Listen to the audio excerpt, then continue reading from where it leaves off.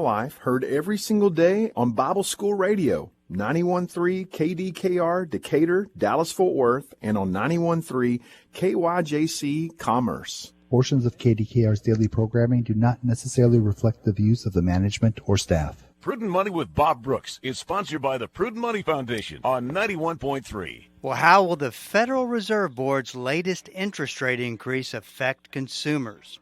Today we're going to take a look. Stay tuned for Prudent Money.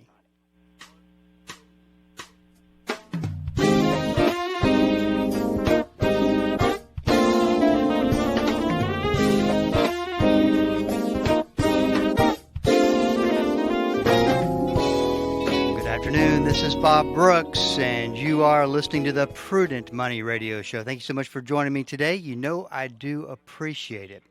Well, the Federal Reserve Board just this past week increased interest rates as expected. So what kind of effect does this have on consumers? Well, Michele Raneri, VP and Head of U.S. Research for TransUnion, is here to give us her take. Michele, welcome to Prudent Money. Hi, thank you for having me. You know, I always love to have someone from TransUnion on the program because y'all are doing a lot of research, a lot of analysis, and I think I want to make sure people realize that there's a lot of companies who do surveys and that kind of thing, but y'all are really close to what's going on because of all the data that you've got that's extremely relative, so we want to cover a lot of things today. Now, Michele, let's start with the economy in general. It's doesn't make sense to me because traditionally 2 consecutive quarters of economic decline, that equals a recession. Of course, we had that at the beginning of this year, but nobody wants to call it a recession. Then we've got everybody forecasting one for 2023. Then I actually heard the other day, well, no, it won't be 2023, it'll be 2024. I don't think I've ever seen anything like this. Do we go by the definition or not? Are we in a recession or are we expecting one? What does TransUnion have to say? Yeah, I get it. There's a lot of mixed signals out there. So a recession is actually called by the National Bureau of Economic Research. So there is a group out there of economists who officially call it. A rule of thumb is usually the 2 negative GDP quarters, but in the true sense, what I think is missing in the last shoe to fall here is unemployment. And so because there hasn't been that unemployment increase that we usually see, that it hasn't expanded into all of the parts of the economy that would have them called the recession. So let me ask you a question. Are you surprised that employment has really remained strong throughout all this? A little bit. I think that what we're expecting is that unemployment will increase a little bit in the next year. So it is below 4% right now, and the Fed usually expects it to be around 4.25, and that's what they usually call full employment, where everybody who wants a job has a job. And so in our model, we estimated that it was going to go up to about 4.8% towards the end of next year. And we're already starting to see some companies and large companies start to lay people off right now. And so we expect that unemployment will filter through and we'll start to see the effects of that in the first quarter. So when do y'all forecast, or assuming that you do give a forecast on this, when do you forecast the next recession to hit? Yeah, so we don't specifically forecast the recession. So we did forecast that there was going to be another 2 quarters of GDP on the negative side. What we forecast is we bring together all of these macroeconomic indicators that we're talking about, unemployment and GDP and inflation, sure. Pull all of these together with all of the credit bureau data, and then we forecast what next year will look like for consumers with their credit. And the net of that is that it might be a little bit harder to get some credit because delinquencies are really going up. So for credit cards and for personal loans and for mortgages, we're seeing originations come down a little bit. And the other thing that we're seeing is automobiles. Those auto loans should be going up a little bit, so more people will be getting auto loans. We're expecting the supply side of that to loosen up towards the end of next year, and we're expecting those delinquencies to stay flat. So people who get new automobiles are going to work really hard to keep them and to pay them on time. So let me ask you this: as far as Federal Reserve Board interest rate policy, are higher interest rates doing what they're supposed to do, or have we just not even seen the real effect? Obviously, we've seen the effect in the credit markets and the mortgage markets, but what do you think is that the interest rates policies hasn't been effective so far? Yeah, so that too is a hard question. The mixed signals are that it looks like they probably are doing a little bit. It takes some time for that to work through the system. Only the 50 basis point increase in December was, I think, a sign that the Fed was seeing enough of relief that they could back off a little bit. Of course, whenever there are rising interest rates, almost everybody's credit card is a variable rate, which means that when that interest rate goes up, that they can ratchet that up also for you. And so we're starting to see that. And mortgages, clearly those are being hit really hard because mortgages were in a 3.5 range at the beginning of the year, and now they're at 6.5 to 7% range. And so that's really impacting people right now and making it harder for them to get new loans if they're new into the market. It's so much more expensive, and refinancing is really low. This is Bob Brooks, and you are listening to the Prudent Money Radio Show. Thank you so much for joining me today. You know I do appreciate it. We're talking to Michele Raneri about what's going on with the economy. She's a vice president with TransUnion, and talking a little bit about the consumer. And, of course, the one thing that has been really tough is, of course, the inflation issue that we fight. And what do y'all see as far as maybe a slowing down in inflation? Or, I think one of my big concerns is not so much whether inflation is going to go up a little bit more or that it has or has not hit a top.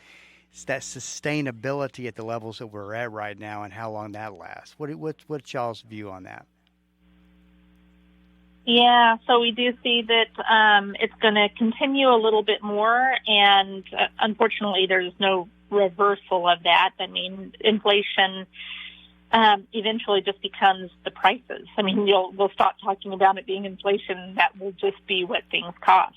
But for what we saw with a consumer pulse survey, so we actually survey consumers out in the market and found that over 50%, exactly 52% of everybody that was surveyed said that they were more optimistic about the next 12 months with their finances. But when we dove down into it and looked at different parts of the population, we found that the younger people, those who are millennials and Gen Z, 2/3 of them were more optimistic about the next 12 months financially.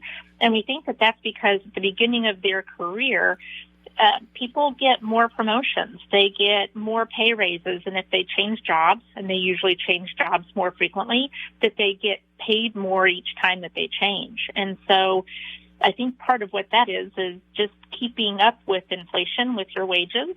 And for younger generations, they may be keeping up. They may be actually surpassing them because of that situation compared to people who are more established in their careers. So if you take a look at the consumer and the shape that the consumer is in today based on the TransUnion numbers, how does that look or how does that compare to the consumer back in 2019 versus the consumer, in 2020? Yeah, so there was a lot of disruption during the pandemic, financial disruption. And so if you look at graphs of the economy of consumer credit specifically in 2019, if you erased the 2019 to 2022 coming up on where we're at right now, continuing into 2023, it just kind of all goes together. It's almost like the last couple of years have just been erased. And so folding that together and stitching it really tells the story of we went through a really turbulent time, but that we're on kind of the same course that we would have been anyway. Now the other comparison I'll make is that the delinquency levels of both the credit cards and of personal loans are getting really similar to what we saw in 2010. And so that means that people are having a hard time paying for those types of loans. But it's very different when you look at mortgage, because we're still at close to all-time lows of delinquency of mortgage, because that equity that people have in their homes now is more solid, hasn't had as much of a rise up that we saw before 2010, and that the loans that people have made are much more solid. And so we have noticed that there's been a big increase over the last couple of years of delinquencies, but that's only in some of the products, not in all of them. So let's talk a little bit about the delinquency rates, because I think that really speaks to the health of the consumer. You may or may not have looked at this or have it in the back of your head, but how does the delinquency rates look today as opposed to going into 2008? Going into 2008. So prior, building into the financial crisis and the recession in 2008. Yeah. So the biggest difference is that mortgage was having a huge run-up, and so the amount that people were borrowing for homes was in the hundreds of thousands, like $200,000 for each home, and then they were over leveraging that with additional credit, and their credit quality sometimes didn't really support the amount of debt in the house that they had.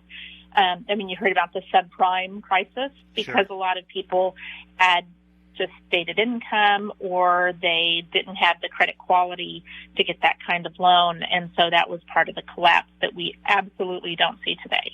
Yeah, and I think that I wanted you to make that point, because that is one of the good things about real estate, is that we're not in the same shape that we were in by any stretch in 2008. Totally different scenario. If you looked at things like personal loans and credit cards, are you starting to see any similarities between the shape of the consumer then and now? Of the consumer, not so much. So the other interesting thing that goes with that is credit scores kind of oscillate if you think about when times are really good in the economy and people are paying bills off well and not borrowing as much and not maxing out their credit, then that average score will be a little bit higher than times when people aren't able to pay everything very well and people are losing their jobs. And so the score will come down a little bit, just on average.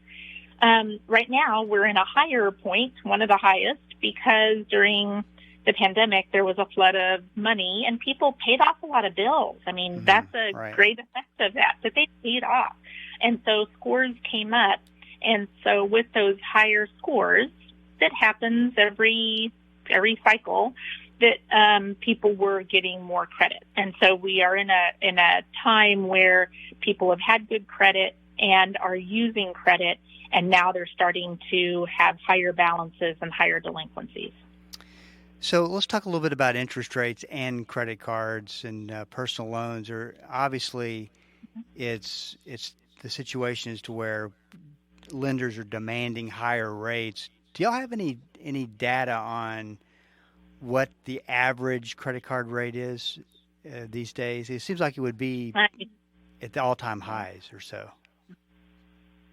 Yeah, I don't have that. It is on the higher side for sure. And the thing to remember, I think that people don't remember, is that most credit cards are variable rate. Yes. And so that means that as these interest rates go up, that you have a chance of having it go up. And if you have lower credit quality, you're probably going to have a bigger increase. And so, you get mail from your credit card company and email, or actually in your mailbox, and you don't necessarily open it. I know I don't always, but now you need to. So now is the time to take a look at it and see which credit cards are going up, and they have to give you 45 days notice. And so know where you're at with those credit cards. You know, people use credit cards for different reasons. And so maybe you still want to use one that's more expensive, but know what you're using and know what you're carrying your balance on. This is Bob Brooks, and you are listening to the Prudent Money Radio Show. Thank you so much for joining me today. I'm talking to Michele Raneri. She is Vice President of Research for TransUnion, and talk a little bit about some of the analysis and research that they're doing. Let's talk a little bit about mortgage rates. Do you think we've seen the high in mortgage rates, or do you think that before this is all over with, we're going to see higher rates in the mortgage markets? It wouldn't surprise me if they still continue to go a little higher. So thinking about mortgage rates, since 1972, the average was 7.76. And so there were times that we had really high interest rates.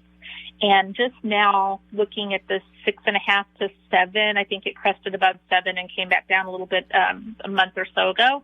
And we feel like this is really, really high, but it still isn't really high. We haven't reached what the all-time average is yet. We've been so spoiled with these great rates for a number of years. Yeah, it's hard to think back, and especially when you think back with the way the rates were in the 70s. But even kind of normal times, that 7 to 8% was an average rate. And of course, when you're looking at 3 to 4, there's a huge difference.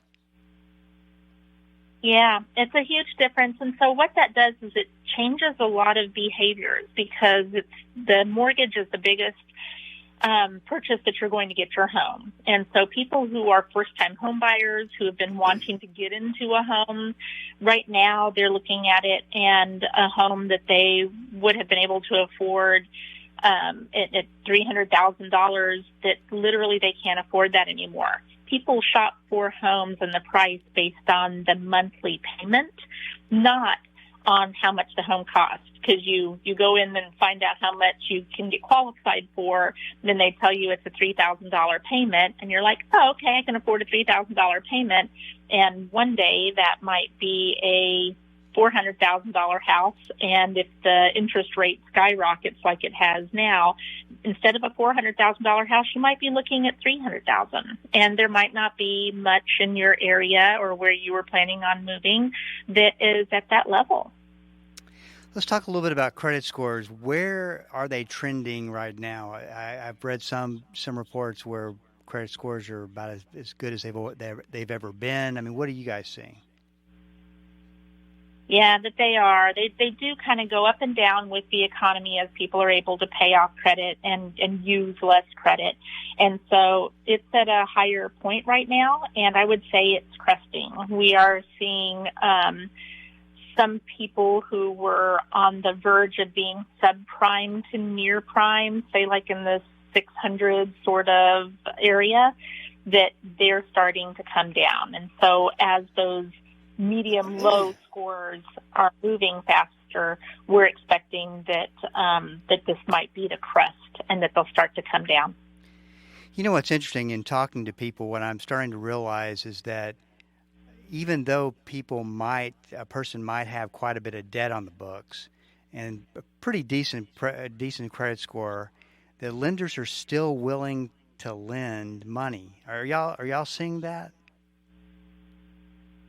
Sure. As long as people are able to pay off their credit. So when you say like a decent amount of credit, that is all weighed against if they can pay it or not. Sure. So, for instance, while a lender will assess somebody's income and assess that they can afford the ability to pay, that's not a factor that goes into a score. So the income doesn't go into that.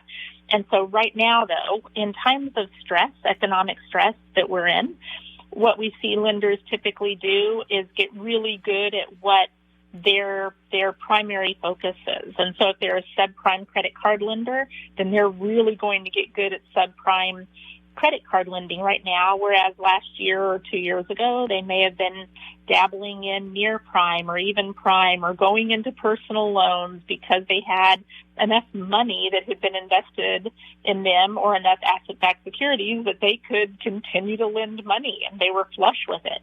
And now it's tighter, and they will use more data. They will look at the direction that consumers are going in. If they are laddering up and doing better in their financial situation, or if they are sliding down and look like they might be heading for some trouble, they'll detect that in trended data. They'll also use some alternative data that they can contribute to the credit data in order to make those evaluations. Same thing happens with the prime lenders. Everybody will just get really surgical and honed in and focused on their business instead of dabbling on the edges of other places. Finally, what are some of the things that you've that you found in the research that have surprised you? Yeah, I think that the biggest thing was that consumers who were younger were more optimistic, because consumers who were the Gen Z and millennials, that they were 66% of them were optimistic. I think that surprised me the most. I hadn't thought of it from their perspective and thought that they may feel like it was doom and gloom as they were coming out of college or starting new jobs, that this economy was not doing well. That on the contrary, it was the other way. Yeah, I think that you'll have to agree, especially what you doing what you do for a living. This is a very interesting time period with a lot of unprecedented things happening at once, and you just really never know what's going to come out in the numbers. No, we really don't. And I use the word unprecedented all the time too, and I feel like, am I overusing it? But it really is. It really is. It's amazing. We've lived through a pandemic. We have lived through some outstanding, remarkable things that have happened, and the economy is definitely giving us a lot of mixed signals, and we're trying to interpret them. And it's hard when you don't have something to refer back to that is exactly the same. So you have to piece it apart and make the predictions. Well, Michele, thank you so much for your time today. Michele is Vice President of Research at TransUnion, and I'm assuming if they want more information that you can go to transunion.com and check out the website. Yep. Well, Michele, thank you so much for joining me today, and happy holidays to you. Thank you. You too. This is Bob Brooks, and you are listening to the Prudent Money Radio Show. Thank you so much for joining me today. You know, to me, there is, and of course, I love all these numbers, but in looking at them, but there's just a big disconnect in the numbers to a degree. So it's going to be interesting to see how things play out as we go through the next year, and what the real economy that comes forward, to see what and she's definitely got a point about the recession talk with the first two quarters of this year that were negative growth, that she didn't really see that in the employment numbers, and that of course is a function of the overall gross domestic product that we look at. So interesting times, I will tell you that, and I think unprecedented is good. Maybe unprecedented and disconnected. Yeah, from we see one thing on paper, and you see other things out in real life and real experience that don't quite match up to what you're seeing on paper. Hope that makes sense. This is Bob Brooks. You got a question for me, please go to the website at prudentmoney.com and send it in, because we are all out of time. Till we do meet again next time, keep the faith and have a great rest of the day.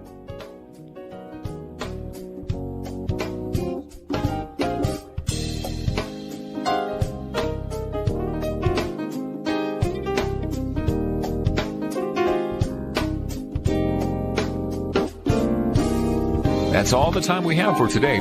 Questions or comments for Bob, or to find out more great information like what you've just heard, visit www.prudentmoney.com. Be sure to join Bob Brooks again for the next edition of Prudent Money.